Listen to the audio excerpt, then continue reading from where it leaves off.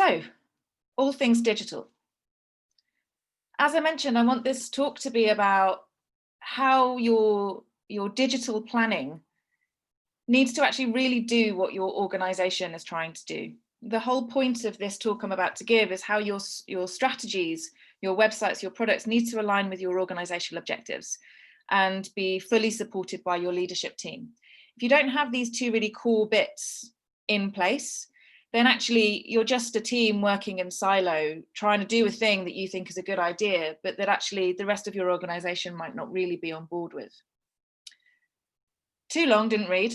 This is what is your website for, is really the crux of this talk. This is an interesting question, actually, because when I'm doing a strategic piece of work with an organization, they always think it's going to be something much more complicated than it is. You know, trying to get some answers of really who are the users, and obviously that does come down to it. But the first question I always ask them is, what is your website for? And it's actually quite a difficult question to answer for a lot of organizations, because I think there's a misunderstanding about what a website or a digital product or even a strategy or a plan should be for. I always hear the words, our website is a window on our charity. And I hate this sentence because it's definitely not. It's said all the time as a way of presenting a website as a bunch of information that really sums up an organization. But actually, that's not how we use the internet. That's not how we use websites. And charity shouldn't be any different. And it's your role as people who work within these charities, and I don't know who's in the room today, but it might be that you're a digital team, it might be you're a comms team, it might be that you're in management, it might be you're a chief exec, it might be that you are a charity that only has 4 members of staff or 3 volunteers anyway, and this is your responsibility, or you've been tasked with this. And actually, it's a difficult job. You're not just there to manage content or to put things on Facebook. It's your job to be strategic. It's your job to be the gatekeeper of information that's going into the wider world. And we all use websites as sort of our first step into understanding whatever it is we're trying to look into. So if that information is wrong or misleading or not trustworthy or too complicated, then actually you're letting those people down before they've even got a chance. So your website is not a window on your charity at all. It's actually a whole supermarket. The reason I've got a little Eddie Izzard down there is because I used to be a big fan of one of his shows. And he had this whole bit about the psychology of supermarkets and how you walk into a supermarket and the first thing you see is fruit and veg. And it gives you the idea that you're in a really fresh shop, you're really relevant, everything is new, and you're going to do really well there. And there's a reason that you don't walk into a supermarket and it's full of toilet rolls and bog cleaner, because you go in and you think this is a poo shop and everything is made of poo. And it's so true. And it's exactly the same with a website. Your website is a supermarket, because as soon as someone hits your website, and this might be a homepage, it might be a landing page or a blog or whatever it might be, they need to straight away feel that they are in a fresh, relevant place. They need to be reassured that the content they're seeing is relevant to them, that it's of interest to them, that you're a trustworthy organization, and that you're giving them the things they need. At the moment, you're going to be walking into supermarkets and you're going to be seeing pumpkins and skeletons and cobwebs. And there's a reason for that. It's because that's the season. You're not going to be walking into a supermarket and seeing a load of discounted Easter eggs in October. And if you do, it's going to make you think that you are somewhere that is not good quality. So as soon as you start off your plan of whatever your website is or your strategy, ask yourself the question about what is relevant. The main thing that I always ask our clients is, if somebody is using one of your products, if somebody is coming to your website, are you giving them what they expect? It's really important that a website does what a charity needs it to do, and conveys the messages that the charity wants. But actually, if from a user perspective, they're not coming onto this site and feeling that the content is relevant and fresh and trusted and expected, what do you expect them to do? They're not going to be there and think, oh, you know what, there's probably something for me here, I'm going to delve around. It's not going to happen.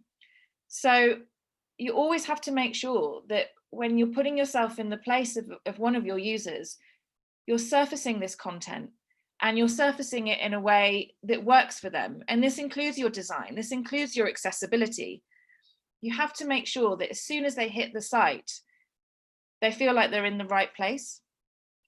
A website is not somewhere for content that is irrelevant. It is not a dumping ground for everything that your organization does or everything it needs to say. It's not a place for putting content that isn't for your users just because it ticks the box of someone else. It doesn't help if the information is too complicated or unclear, and it doesn't help if there is too much information. You need to be very precise about the information that you are giving to this person. It's the same with a digital strategy, whether this digital strategy is something about a CRM system or your internal data or gathering external data or email or social media. You ask yourself these same questions. Is it relevant? Is it fresh? Is it trusted? And is it expected? If your main user is your staff, the same questions are really valid for them. If you're thinking about creating a whole new data process, how is that process relevant and fresh and trusted and expected? How is it actually going to help people? So when you're thinking about starting a new strategy or building a new product, the question is, where do you start? And it's always with making a plan. It's no good just jumping into something. You don't want somebody coming along and saying, oh, you know, there's a company down the road and they've decided to give us a week's pro bono and we're going to make an app. Can we just do that? It doesn't help. You want to know what you're trying to achieve as a communications team, a digital team, a charity, and whatever team you are part of, that it has an expectation, an objective to work towards. You want to know what that objective is. So this is where I always start with all of my clients. And this might be that I'm doing a digital strategy piece of work. It might be a website build. It might be a research project. But we're always starting with our organizational objectives. The reason it's important to start with organizational objectives is because if you don't, what is the point of the thing that you are doing?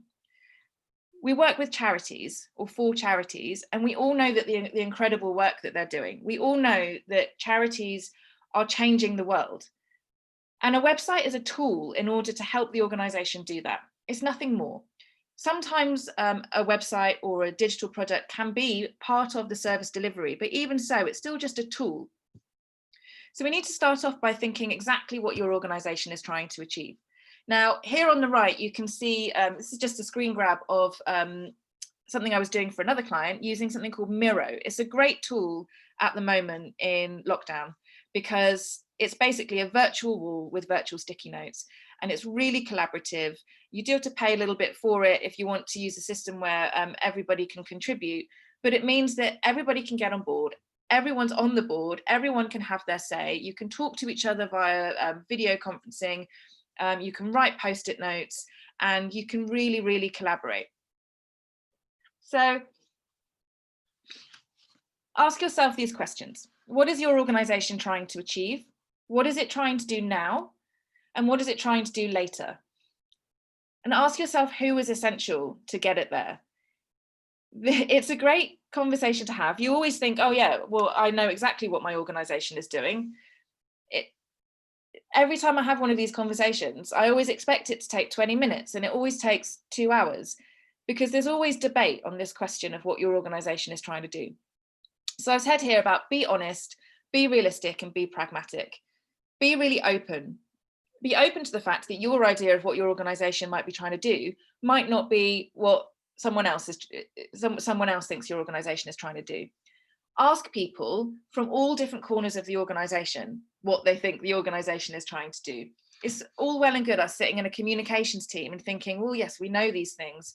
But actually, if you've got a policy team or a fundraising team, or a service delivery team, an information team, a data team, they might all have very different ideas of what your organization is trying to do.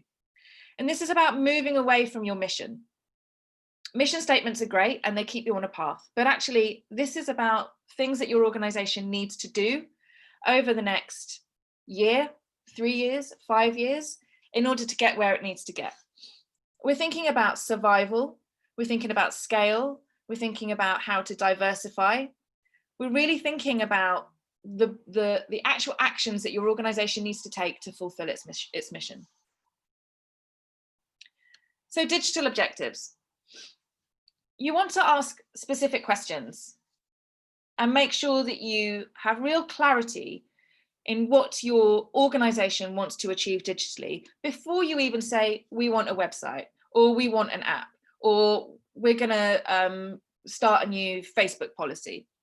So how can digital support your organizational objectives? If you've got your key objectives and you've really prioritized them, you've really thought about what's important within your organization, what digital objectives fit those? What are the digital things that are actually going to help your organizational objectives?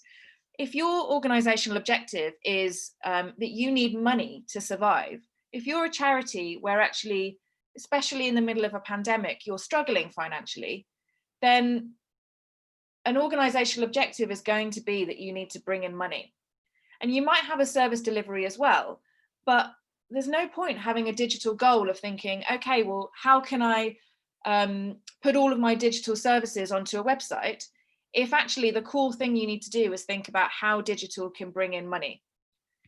So how can digital support your organizational objectives? What can and what should digital be doing for you?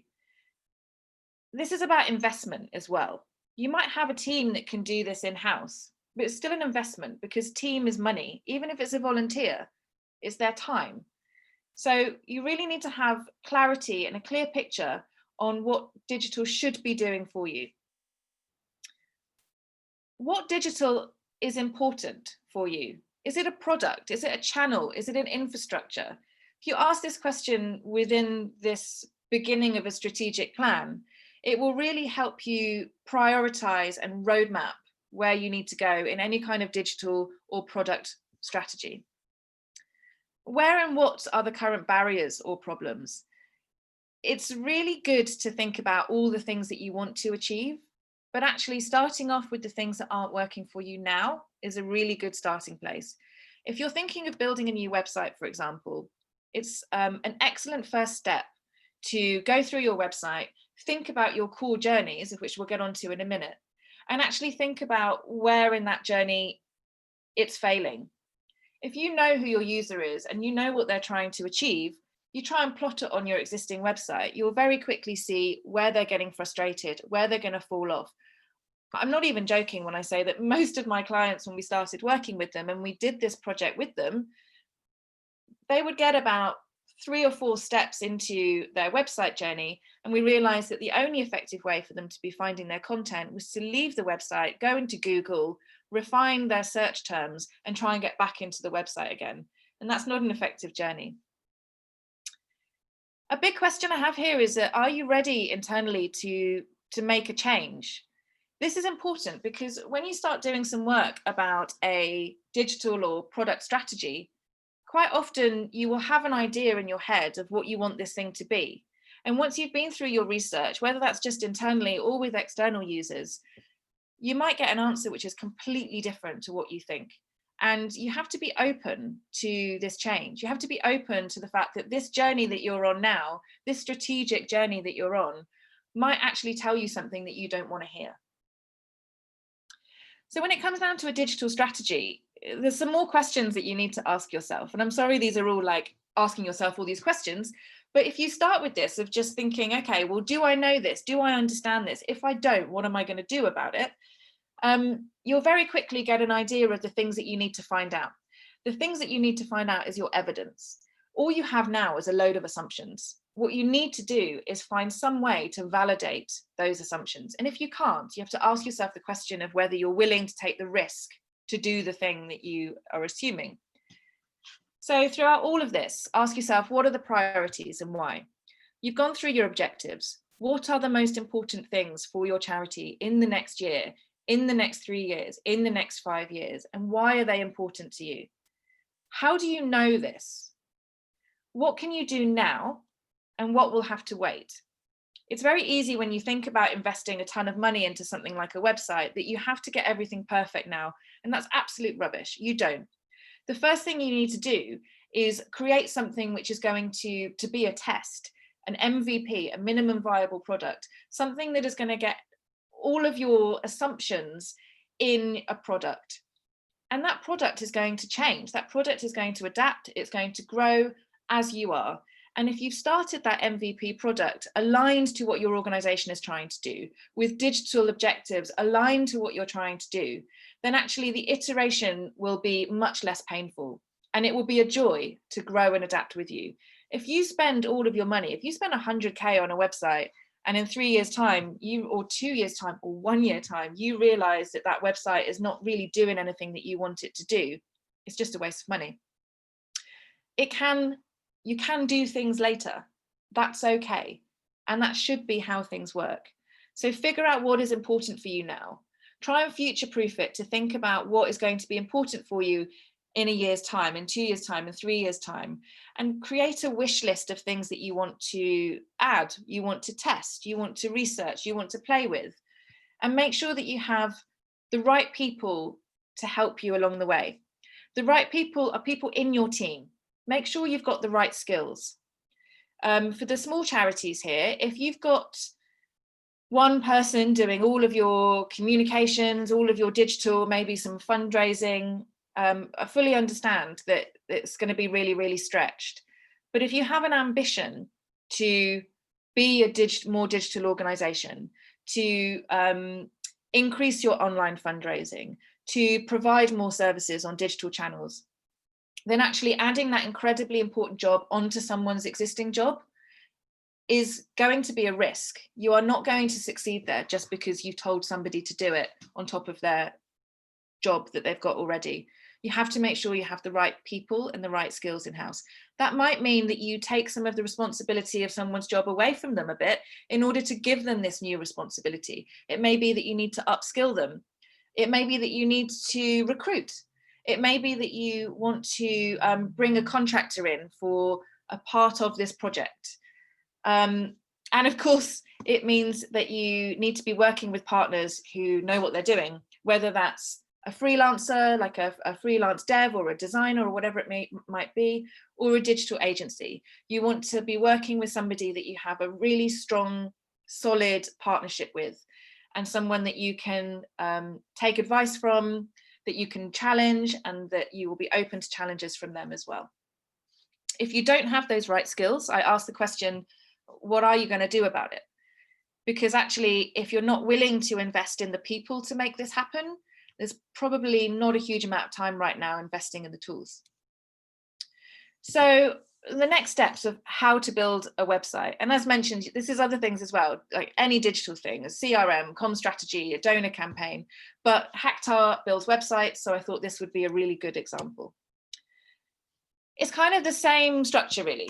Product objectives. What does your website need to do to be a tool to support your organization to achieve its priority organizational objectives now and in the future? Ask yourselves these questions. What is the most important thing for your organization? Is it survival? Is it growth? Is it diversification? Is it to do something different? Is it to improve what it's doing now?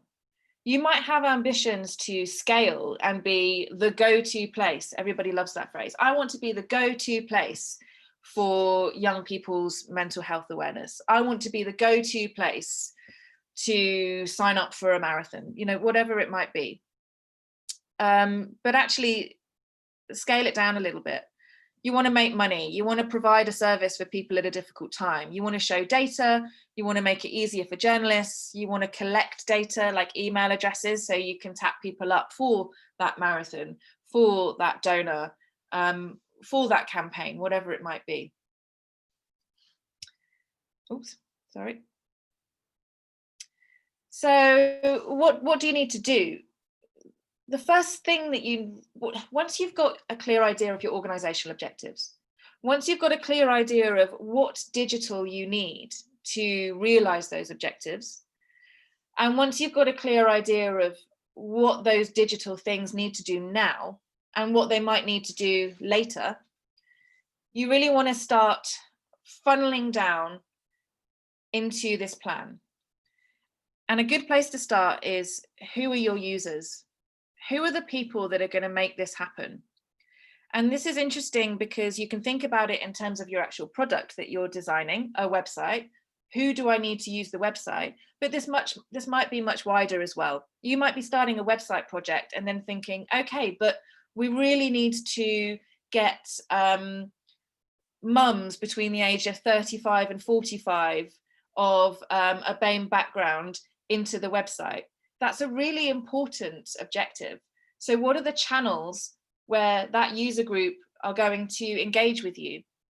That might be your first port of call. That might be the place where you think, okay, well, the most important thing here is to think about this communication strategy so I can engage that user group and bring them to the website.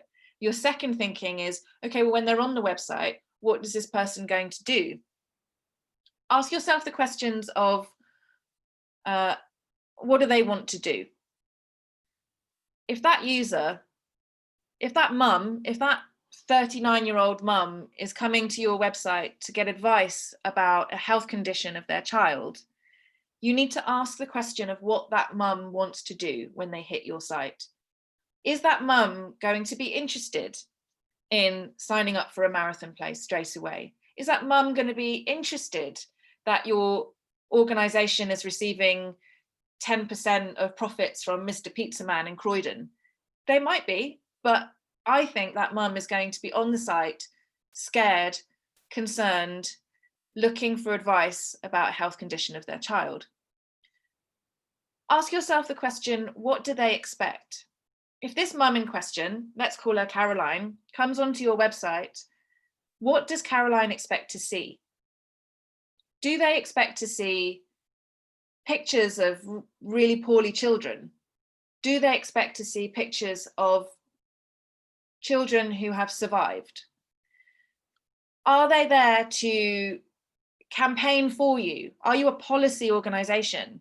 Are they there because they're angry and they want some action? Are they there because they want to talk to somebody to get some help? Always ask the question, what do they expect? Then, of course, you have to ask, what do you want them to do? If they are there for advice, but actually you do want them to join a campaign, there's a balance there. This is where the journey starts. Caroline comes to your site because she's looking for advice, but what might she be feeling at that time? Have you given her what she's expected? When can you then nudge her along the journey, the adoption ladder, as it's called, to get them to do the thing that you want them to do? Sign that campaign, give the email address, share a piece of content, whatever it might be.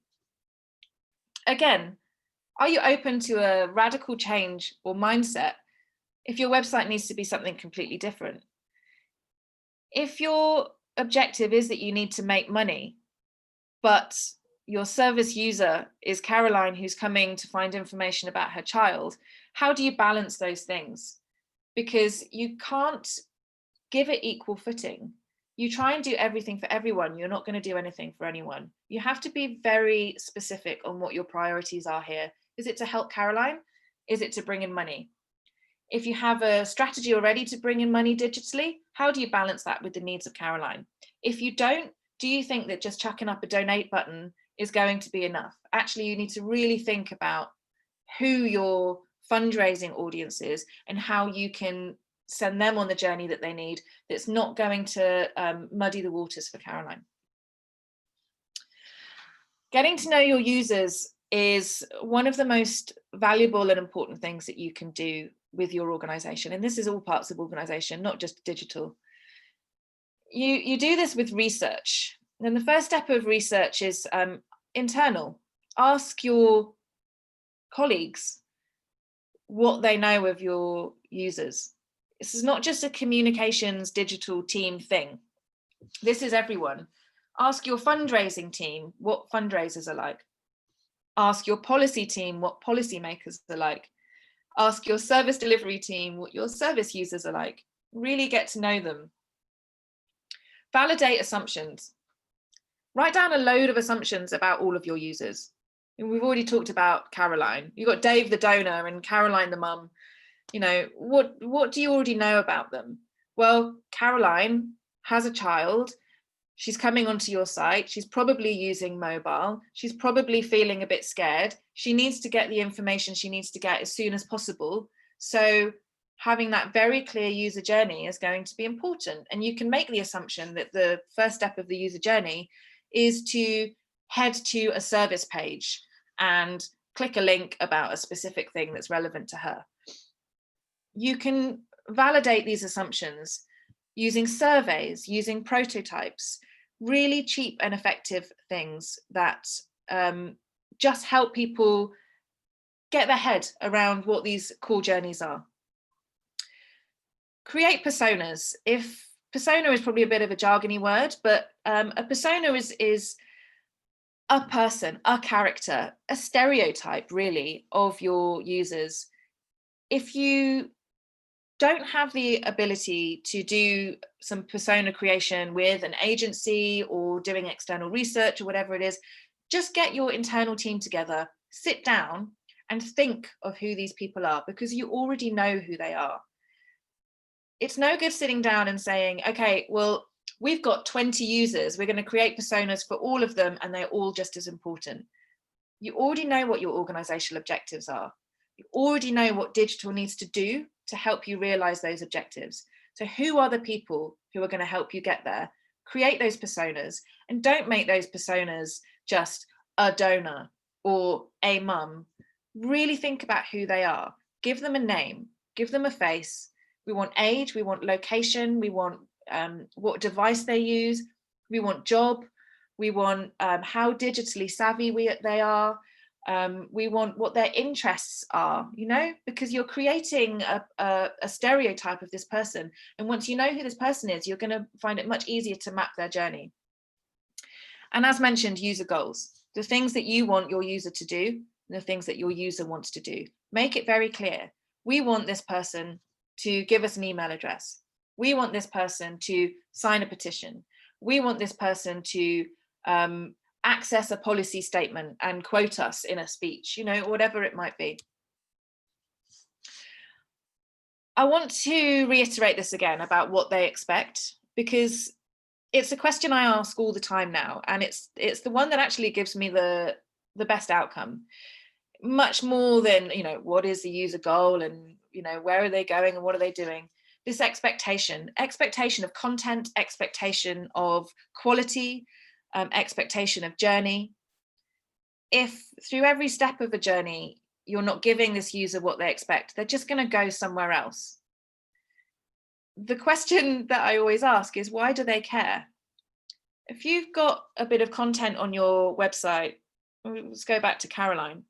If Caroline gets to your website and there's some content on there about, isn't it great that your charity got a 50 grand trust cash boost, and you've got a news story about it and it's taking up excellent real estate on your site.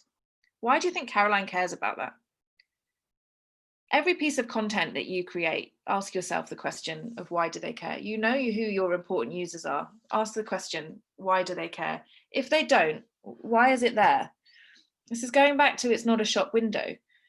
Caroline doesn't need to know every single thing about your charity. Yes, it's important we have regulatory information. Do you really need your annual account splashed on your homepage, for example? This is the start of mapping the perfect journey. So once you've got here, really you're ready to start design. It seems like this has already been quite a journey to go through, but actually this bit that we've just been talking about is the most important part of your plan.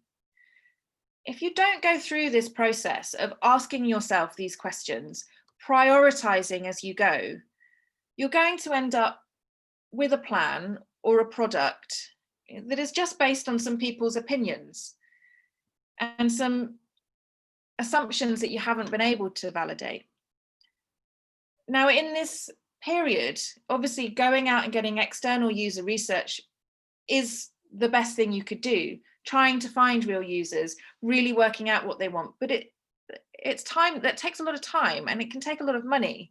So using the people that you have around you, the staff in your charity, your existing service users, if you can get a group together to be a panel to discuss ideas through, if you've already got an email list, and you can pop a little email out to them and say, would anyone be willing to give us 10 minutes of your time every now and then, or filling out a survey, or doing a little focus group? Any opportunity that you get to talk to people is going to make a huge difference. As mentioned, you don't need to do everything now. The important bit of this plan is to work out what you do need to do now. If you're building a product, obviously you want to launch that with the most important things that you have on your wish list. If you've got a certain amount of money, don't go to an agency and say, here, I have £30,000 or £10,000 or £100,000 and a tick list of all these different things that you need. You've probably heard of the agile way of working with a big A, and there are lots of complicated things about working agile, but the long and short of it is about iteration, about adapting, about prioritizing and planning. You start off with an idea of the most important things that you need to get out of this plan or out of this product, and you work your way down the list. Now, if you've got £20,000 and you have 10 things on your list and you get to number 5 and you've run out of money, that is not a waste of money. That is not bad management. That is you investing in your most important things. And all that means is that the last 5 things on your list go into a roadmap. And a roadmap is an incredible tool to have. And in every organization, I wholeheartedly believe that in every plan, that plan should include a roadmap. The roadmap of tasks, of things you need to do later, because it means that you already have a vision of where you want to go and you can future-proof for that. But you've gone through your priorities, you've ticked your priority boxes, and then you have a whole plan to keep going for the next year. You already have a plan that you can put a budget against and work towards. And you have a plan that you can iterate on. You have a plan where you can come back to this roadmap, to these requirements, to this task, to these individual projects even, and say, are they still relevant? Do they still align with my organizational objectives? Do they still fit my digital goals? Are my users still correct? Do I need more research? Is it worth the investment? It's really important that on any product, you start as small as you can and you learn as you go. Now, that doesn't mean that your website is going to be £5,000 here and then a 2 months, £5,000, and 2 months, £5,000. You quite often need an upfront investment to get a solid foundation, but it's about leaving the room for iteration. It's about leaving the room to fail and leave and start again, or build on top of it, or change your mind, or change things as you learn more about your users. If you think you can build a website and then leave it for 3 years, maybe putting up some fresh content every now and then you are misunderstanding what your website needs to do. Going back to the supermarket, if you think that in December there are still going to be pumpkins and skeletons in the supermarket, then you are probably not in a very good supermarket. It's not going to be relevant. It's not going to be fresh. You have to make sure that you can adapt and learn. As mentioned, a roadmap will help you plan and budget. Budgeting is really important, which I'm going to get onto in a bit anyway, because you can't put all of your eggs in the basket and then just leave it. You have to keep investing in this product in the same way that you have to keep iterating your supermarket. Now, this is where I get into budget. Senior teams have to take responsibility. Now, I don't know whether we have anyone from senior teams here today. But we may have people who can go and talk to their senior teams, or are maybe a little frustrated by their senior teams, or maybe being really supported by their senior teams. But it's really important that you have senior leadership as part of your decision making. Digital is not a thing. It's not just about websites. It's a cultural shift for a whole organization and for your service users beyond your organization. And your organization needs to be accountable for this, for its success and failure. And this means people, as mentioned earlier, making sure you have the right people in your team, the right skills. And if you don't have those right people or right skills, doing something about that by either upskilling, recruiting, or contracting. Do you have the money? Because if you have an idea that you have this great website and it's going to do all of these things, if you don't have the budget to put in it, you're setting yourself up for failure, because you're going to have to cut corners. You're going to have to try and do things that probably isn't as big as your ideas. You don't necessarily need an absolute ton of budget to make something happen, but you do need budget to start it. You do need budget if it's successful. You do need budget to iterate as you go. So an investment into something like a website is not a one-off investment. It's ongoing, and you need to make sure that you can continue with that. If you have a one-off investment to build something and that thing is big, and then you don't have any money to continue the upkeep of that, then it's going to die a death, and that's a waste of money. Buy-in is really important. This is not a job for a comms manager, a digital manager, even a head of. They are the people who are going to make this plan happen. The senior team has to understand what is happening, how it's happening, and why it's important. And this is because the organizational objectives, your senior team needs to make those happen. And you are creating a tool to support them in that. If your tool is failing, it's going to be harder for them to reach their organizational objectives. So it's real teamwork here. So it's kind of coming to my last slide, really, which is good because I've got 30 seconds left. And I'm just going to leave this one with you. I won't read it all out, but basically, I wanted to provide some examples of principles. Now, principles are really just rules that you're going to give yourself. We've got governance. Governance is what I was just talking about your senior buy-in, your understanding, your people, and your budgets. In every product that I build with Hactar, I make sure that there is a product sponsor who is somebody that sits on the senior team who is accountable for this project. This means that I can be working with a digital manager or a head of, or a communications team, a digital team, and across the organization, a fundraising team. But it means that if a decision is made, it has to be agreed by the leadership team. And if it's not, there's a risk.